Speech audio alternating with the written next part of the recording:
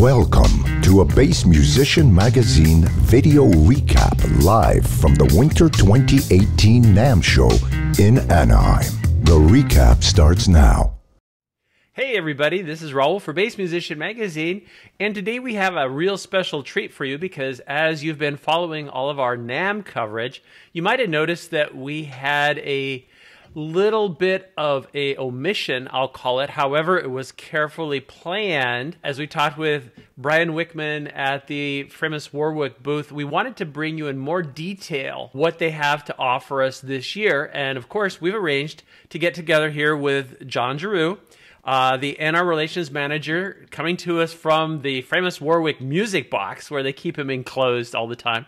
And he's gonna give us the latest and the greatest. Jon, without further ado, take it away. What do you have for us? Big focus this year is kind of on our accessories, our pedal boards, our power solutions, our cabling, all sorts of things kind of based around your board. We also do a lot of things with stands, bags, kind of all sorts of accessories that musicians would like. Kind of the hot thing right now and the newest thing is all these pedal board solutions. So that's what I figured we'd focus on today. We've got a full line of pedal boards that are brand new design this year. There's 7 different sizes, basically ranging from this one, which is your 2.1. It's called the Duo 2.1, which is, singer-songwriter, busker, someone who's just got maybe a DI, a tuner, and a boost pedal or something like that. And then they go all the way up to this big guy. Whoa. for your world stage people who have a board as big as their ego. So yeah, there's 7 different board sizes. I'm pretty confident that there's a size that'll work for every musician. I don't know if you saw on the last one, they have these cutouts in the back of them where we have these things called the mods, which are basically a patch bay that go into that spot, which is just kind of a hub for all of your cabling. So there's 3 different versions of that: the Mod 1, the Mod 2, and the Mod 3, kind of all catered for different uses. The Mod 1 is a little bit more cable heavy for the guitar player that's got ins and outs for your actual guitar, in and out to your amp, and then for your effects loop as well. So that's the one that's on this board right here. Then we have the Mod 2, which is for other pedal junkies. So this one has basically the same setup except with MIDI in and out as well. So if you're using any sort of MIDI pedals, like the Devin Townsend signature pedal, for instance, it's great for that. And then the Mod 3 is the next step from that, which is more for your singer-songwriter. That one right here has XLR throughs on it, so you can run, your DI in and out of there, as well as your microphone, for instance. So really good solution for, if you're singing and playing at the same time, and again, for someone who's doing busking or in a small club doing a solo show or something like that. We've also got our cabling that I mentioned a little bit earlier. There's 3 different kind of lines of the cables. So there are flat patch cables is the whole idea, but then there's the regular standard ones. We have a gold flat patch cable, which is a little bit higher end. They have gold tips on them, and then we have a sapphire one, which is for the real audiophiles. That's a very high-end wire, high-end tips, and super pure sound. The whole thing with those is they're super low profile, so they help you maximize your pedal board real estate, and they come in all different lengths from 5 centimeters up to I think it's 140 is the longest ones. The ends on these are extremely flat. They basically allow you to butt your pedals right up next to each other. I'll show you real quick. We have a board that we threw together with some of our competitor cables on it that you can see it's kind of a mess, and all these cable ends are huge and bulky, and they're taking up lots of space and might not be the right length, so they're long and they're all over the place and kind of in the way. Where we come in is here, where everything is nice and clean. You can get all your pedals right next to each other, and I'll even go as far as saying, once you go completely with these cables, you get to the point where you can start to fit more pedals on your board. So this one's got 1, 2, 3, 4, 5, 6, 7, 8, 9, 10. I think this one's got 11. 1, 2, 3, 4, 5, 6, 7, 8, 9, 10, 11, 12.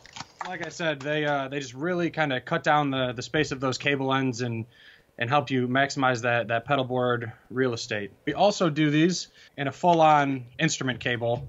So I think they're 300 centimeters and 600 as well, straight to straight, straight to right, or right to right. So again, really good for if you're running your cable through your guitar strap. It'll kind of hug the body of the guitar a little bit, kind of cut down on stepping on your cable and breaking them off in your guitars, and keep everything kind of as low profile as you want. Really great for running from your board to your amp because they more or less lay flat on the ground. So you put a piece of gaff over that and it's, not going to get in your way at all. And so in addition to our standard flat patch cables, we also have the Bender 75 cable, which is basically designed to go and jump pedals that have their ins and outs on the top side of the pedals.